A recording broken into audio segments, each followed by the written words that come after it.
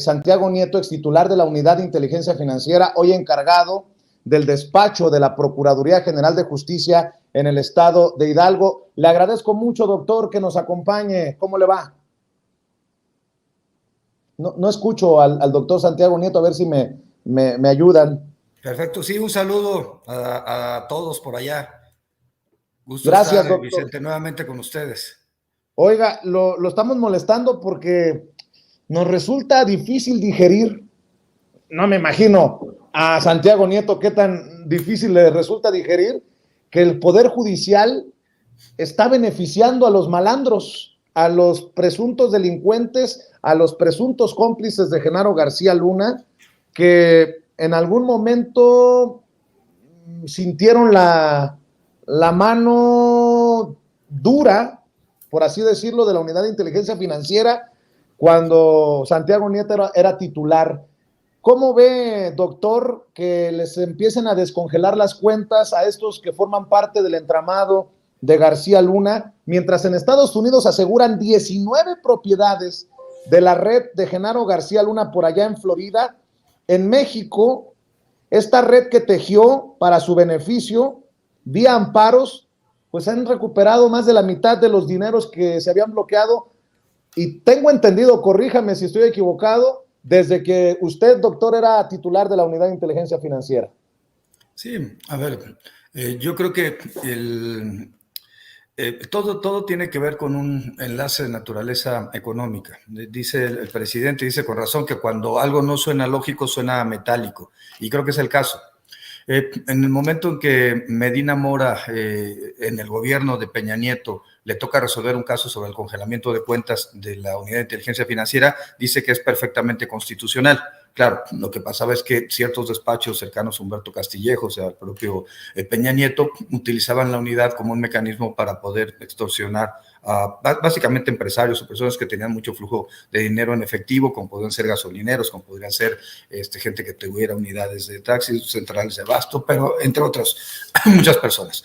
Cuando se perfila ya el triunfo del presidente López Obrador y cuando gana las elecciones, Medina Mora tiene un cambio de criterio y logra convencer a sus compañeros de que la medida del congelamiento de cuentas es inconstitucional, a pesar de que él sabía perfectamente que el estándar internacional pues obligaba a que se mantuvieran los congelamientos de cuentas. Y ahora lo que sucede es que estos despachos que antes operaban extorsionando con la información de la UIF, ahora se convierten en los paladines de la defensa de la libertad y del descongelamiento de cuentas, y son despachos de personas que en su momento trabajaron, también hay que decirlo, con Medina Mora. Entonces, la salida de Medina Mora significó un respiro para la Unidad de Inteligencia Financiera y, bueno, la posibilidad de que se impulsó una reforma legislativa.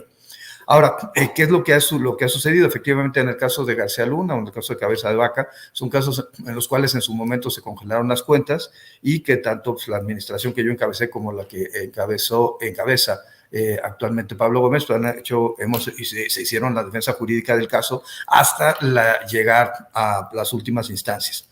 La posición es si les daban una suspensión provisional, nos íbamos a quejas, si les daban una suspensión definitiva, nos íbamos a recurso de revisión, si les concedían el amparo, nos íbamos nuevamente a revisión ante los tribunales colegiados.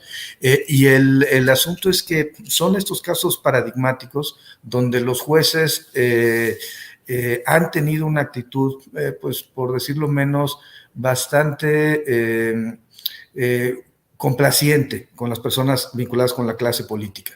Y creo que esto también habría que reflexionarlo por qué está sucediendo.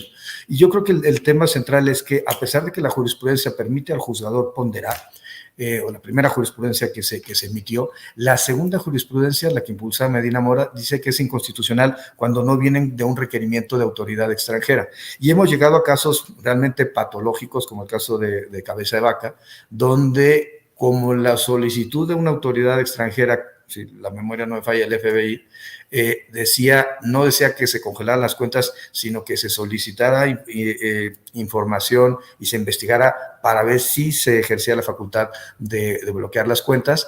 El juez terminó diciendo que como no había instrucción expresa internacional, el congelamiento no procedía y no podíamos tomarlo como una petición internacional. Esto realmente es absurdo porque, pues, primero, realmente los jueces mexicanos están pensando que una autoridad, una agencia norteamericana que se trabaja bajo el principio de reciprocidad, puede instruirle a una autoridad del gobierno mexicano. Pues me parece que eso es no entender el propio concepto de soberanía. No, la redacción es, en estos casos, de se solicite, se investigue para, en su caso, bloquear las cuentas, es porque estamos hablando de derecho internacional, estamos hablando de un régimen soberano, estamos hablando de países independientes. No podemos nosotros recibir una instrucción de una agencia norteamericana porque eso, pues, atentaría contra los principios del derecho internacional público.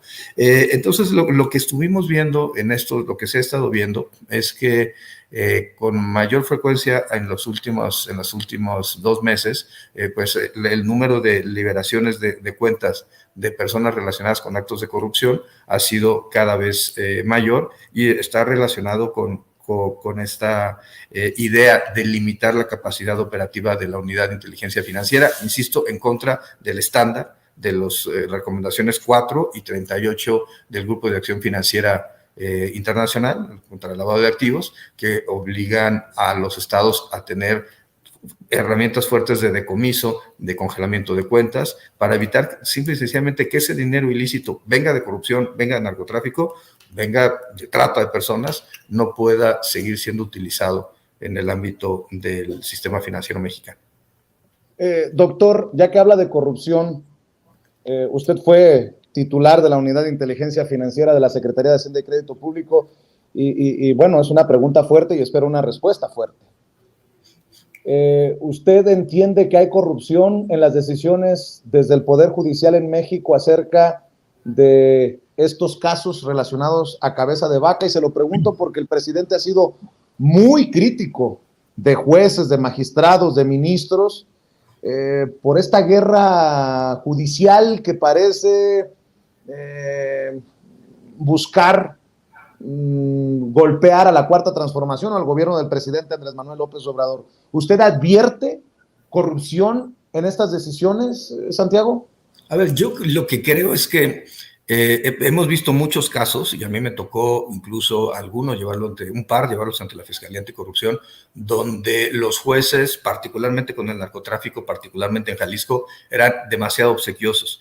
Y en donde sí encontramos un caso de un magistrado que había recibido 76 millones de pesos en sus cuentas que no podía comprobar y utilizaba camionetas de alta gama y jet ski, que compraba un despacho que se encargaba de defender al narcotráfico. Por supuesto que hay corrupción a nivel judicial. Y como hay corrupción a nivel ministerial, como hay corrupción a nivel policial, como hay corrupción a nivel política, y creo que el tema central de atacar a grupos delictivos pasa por atacar también a la corrupción política o a la corrupción judicial que les da protección a las personas.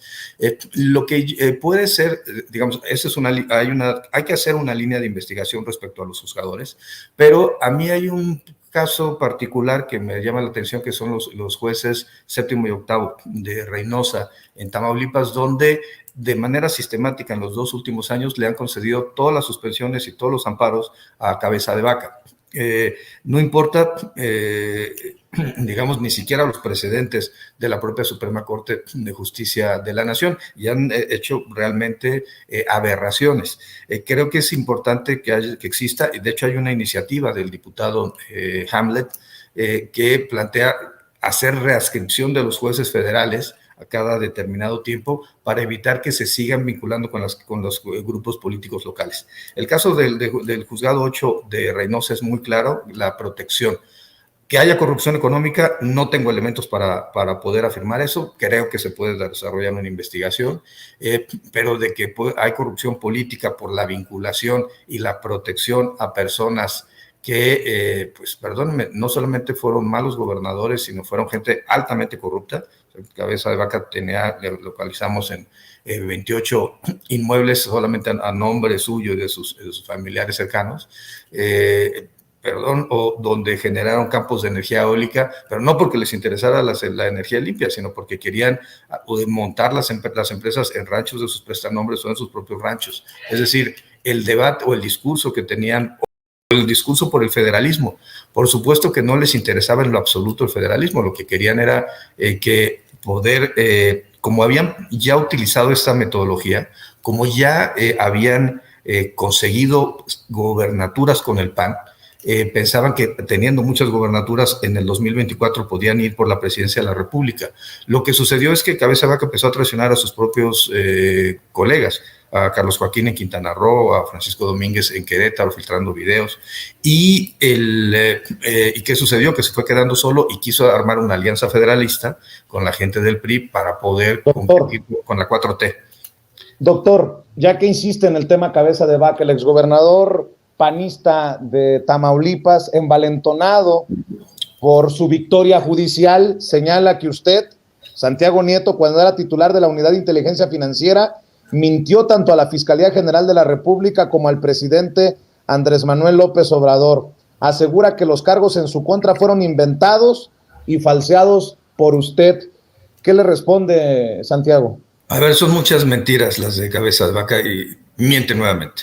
El primer tema que hay que poner sobre el punto es que no hay ninguna falsificación de documentos. El argumento de Cabeza de Vaca es que yo presenté un oficio que me había dirigido una agencia, el FBI, ya lo referí hace un momento, que venía firmado por el titular. No voy a dar el nombre por el deber de confidencialidad de lo mismo, el director en México. Y él presentó un escrito en donde venía una firma distinta a la que yo había planteado. Solamente que lo que se le olvida mencionar es que antes de la firma hay una antefirma que pone A.D. Esto es Acting Director. Y para alguien que nació en McAllen, perdón, ni modo que no sepa, que es la forma como en Estados Unidos se pone el por ausencia que nosotros utilizamos. ¿Qué significó eso? Que el documento que él tiene lo firmó un subordinado del director del FBI en México y por eso tiene el PA y por eso se trata, el AD, perdón, y por eso se trata de una firma distinta. A partir de ahí, él le miente con los mensajes que manda al presidente, con los mensajes que mandó a la Secretaría de Gobernación, diciendo que estaba el documento falsificado, lo cual es absolutamente falso. El documento es real y se encuentra el acuse respectivo, evidentemente, pues, en la Embajada Norteamericana. Y también hay que recordar lo que no fue el único documento que mandó Estados Unidos. También por la red Egmont mandó otro documento que está registrado, de que viene desde Estados Unidos por una cuenta cifrada a la cuenta mexicana de la UIF y que forma parte pues, del expediente que se ventiló. Una segunda mentira es que haya sido exonerado. Él no fue exonerado en ningún momento. Se le concedió un amparo que revoca una orden de aprehensión en donde el tema era la orden de aprehensión por lavado de dinero y por defraudación fiscal respecto a un inmueble, un departamento que él había adquirido con el dinero que se le pagó en teoría, por las reformas estructurales. Acuérdense que Peña Nieto pagaba a los senadores y a los diputados por las reformas estructurales con dinero en efectivo, y ese dinero fue utilizado a partir de empresas fachada para la compra de este departamento, que después lo venden en 42 millones de pesos, a otras empresas también fachadas que se correlacionaban por él. Entonces, no está exonerado. Hay 2 carpetas en la Fiscalía General de la República, en FEMDO y en Anticorrupción. Hay 3 carpetas en Tamaulipas y puede seguir el proceso en su contra en cualquier momento. Creo que sí no lo noto evidentemente envalentonado, pero ojo, no está aquí. Eso también hay que recordar, no está aquí. ¿Por qué no fue candidato a senador en Tamaulipas? Porque tenía una orden de aprehensión y sabía que si tocaba el piso mexicano, iba a ser detenido, porque no solamente por la orden de aprehensión, sino tenía la característica de prófugo de la justicia, porque nuestra Constitución establece que desde la orden de aprehensión, cuando alguien no es localizado, pierde sus derechos político-electorales y adquiere esa categoría de prófugo de la justicia. Entonces, es una mentira tras otra, como siempre, pero lo que me queda muy claro y me gustó mucho es que dijera que va a ser candidato a la presidencia de la República por la oposición. Pues bendito sea Dios, ya con eso ya es hora de descansar todos. Morena va a ganar el 24 de cualquier forma, pero pues, si Cabeza de Vaca es el candidato, pues vamos a estar caminando. Eso no hay tema. De hecho, ya anda haciendo campaña en Texas. Ahí está el video. No, perdón por la risita, que yo sé que es la que calienta, perdón. Tú estás muy serio en el tema, doctor, pero sí, parece que anda haciendo campaña, pero en Texas, cabeza de vaca. ¿Lo tienes ahí, David? Échalo. Francisco de Vaca. Mi amigo que queremos mucho, Francisco de Vaca. He is the former governor of Tamaulipas. Él es el ex gobernador de Tamaulipas. He just wanted to say hello and greet you. Tengo desde los 4 años viniendo a este evento, a este rodeo. Es parte de una tradición familiar. Venía con mi abuelo desde que tenía 4 años. Ya, don David. Digo, era para mostrar que sí, en efecto, cabeza de vaca en su pequeño mundo sí considera que puede ser presidenciable, pero anda como Anaya haciendo campaña en Estados Unidos, doctor. Sí, a ver, es ridículo, pero tiene que ver con esta esquizofrenia, no percepción de la realidad. Fue uno de los gobernadores que quedó al final de su mandato peor evaluado. Morena tuvo unos resultados impresionantes en la elección del Senado recientemente en Tamaulipas por el lamentable fallecimiento del suplente del gobernador Américo Villarreal. También creo que hay que decirlo, Américo Villarreal, igual que Julio Menchaca, son de los gobernadores mejor rankeados del país, y creo que tiene que ver también con esta idea pues, de no permitir que los abusos del pasado permanezcan en el tiempo. Tanto García Luna como cabeza de vaca son cosas que van a quedar mal en la historia del Poder Judicial de la Federación, que ha dado, a lo largo de muchos años, dio muestras importantes.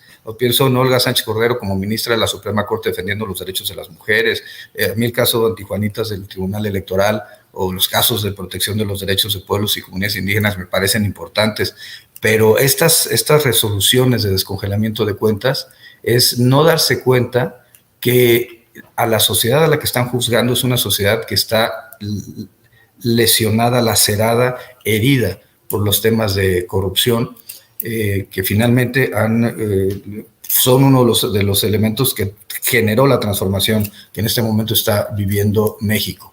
Yo creo que esos jueces, insisto, no sé si tengan corrupción económica atrás, pero evidentemente corrupción política por el acercamiento, en el caso de Cabeza de Vaca o de García Luna, creo que le están quedando mal a la sociedad. Y no se puede generalizar en todo el Poder Judicial de la Federación. Hay gente muy decente, pero creo que, y muy comprometida, y entendiendo las nuevas realidades del país.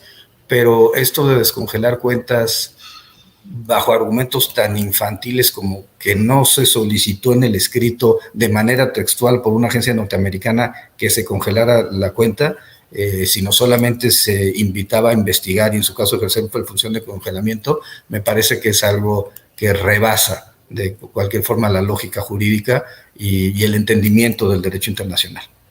Dos cosas para cerrar, si me permite, doctor.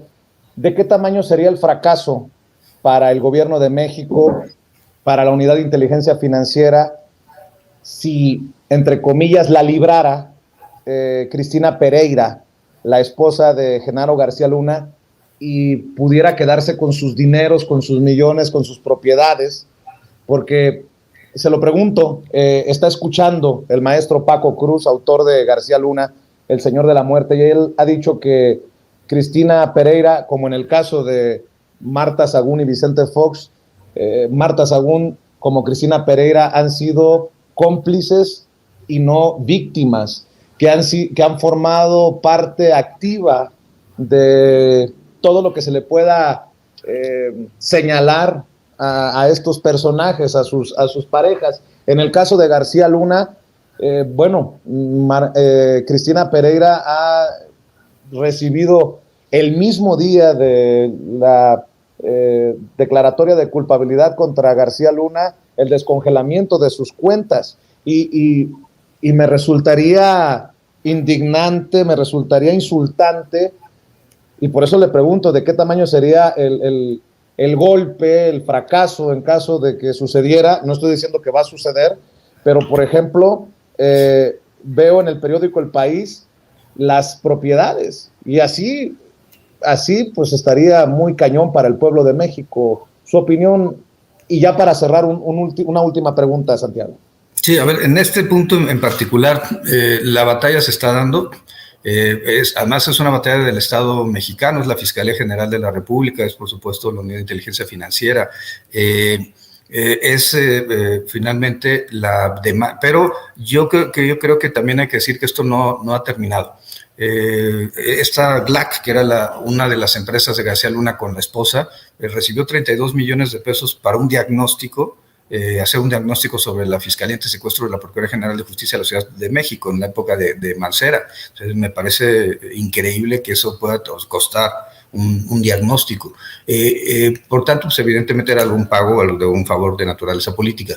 Y también lo importante es que la demanda que se presentó desde mi época en los tribunales de Florida, pues la demanda era, el dato que tenía el despacho que fue contratado eran unos 250 millones de dólares, más habría que sumar los 200 millones que vimos en la operación ilegal de Nunback en México, de dólares estoy hablando, y mi sucesor ha planteado que los datos que tienen ellos actualizados son de 700 millones de dólares. Esto no es menor, y creo que es importante, por tanto, que se prosiga con ese asunto en Estados Unidos. ¿En qué vamos en este momento? Alguna vez ya lo habíamos platicado tú y yo. Ellos presentaron una motion to dismiss para bajar el procedimiento. Se les negó, apelaron y estamos esperando. Yo creo que en marzo a finales de este mes, estará resolviéndose ese asunto ante la propia, los cortes de Florida, para poder continuar con el juicio y finalmente recuperar los activos de García Luna se llevó a Panamá y de Panamá a Estados Unidos. Para cerrar, Santiago, y agradecerle, doctor, su tiempo, dijo el presidente ayer, creo que fue ayer, antier, lo señaló en la mañanera, que no hay una denuncia especial ante la Fiscalía General de la República contra Felipe Calderón. ¿Qué sabe usted, Santiago, de alguna investigación, de alguna denuncia contra Felipe Calderón? Y lo voy a centrar en algo que no le pude plantear al presidente por cuestión de tiempo el otro día que le expuse mis planteamientos al presidente. En los argumentos finales, la fiscal Erin Reed, a mí nadie me lo contó, yo lo escuché, Erin Reed dijo, y se lo decía al jurado, la defensa les está queriendo plantear que todo mundo está traicionando, que todo mundo quiere vengarse de Genaro García Luna porque es el enemigo número uno, y eso no es cierto. Genaro García Luna no es el enemigo número uno, porque hay gente hacia arriba y hay gente hacia abajo en su red de corrupción.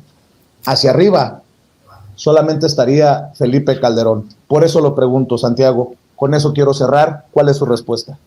Bueno, los datos que en algún momento el INE pidió información sobre el Partido México Libre, se le entregó información que vinculaba evidentemente a Felipe Calderón sobre transferencias, transacciones que tenía, y entiendo que eso sirvió de base para que se le negara el registro a ese partido político. También se dio vista ante la Fiscalía Electoral. El presidente tiene toda la razón, no hay una denuncia, digamos, formal, por lo menos por temas de lavado de dinero ante la Fiscalía General de la República, pero sí por delitos que podrían generar delitos naturales electoral, y eso está en manos de la Fiscalía Electoral, y bueno, pues el INE debía continuar también con una investigación. Insisto que sirvió de base para que el partido no pudiera, por mayoría, no fueron todos los consejeros y las consejeras quienes estuvieron a favor de ello, pero por mayoría para que el partido no tuviera registro. Y creo que finalmente, creo que la Fiscalía tendrá que dar respuesta a esta pregunta, pero yo creo que lo importante es también revisar hacia el pasado, de lo que ya se cuenta prescrito, por el simple paso del tiempo, porque es importante tener una comisión de la verdad, lo hemos platicado tú y yo, que permita explicar todo el nivel de corrupción que se vivió en los últimos sexenios en el país, que generó esto, las enormes desigualdades que tenemos y el debilitamiento del Estado de Derecho. Corre, doctor, te agradezco tu generosidad, sé que tienes muchos compromisos y te mando un abrazo, éxito por allá en Hidalgo. Abrazo. Saludos al gobernador Julio Menchaca, es Santiago Nieto, ex titular de la Unidad de Inteligencia Financiera de la Secretaría de Hacienda y Crédito Público, hoy encargado del despacho de la Procuraduría General de Justicia en aquel estado, el estado de Hidalgo.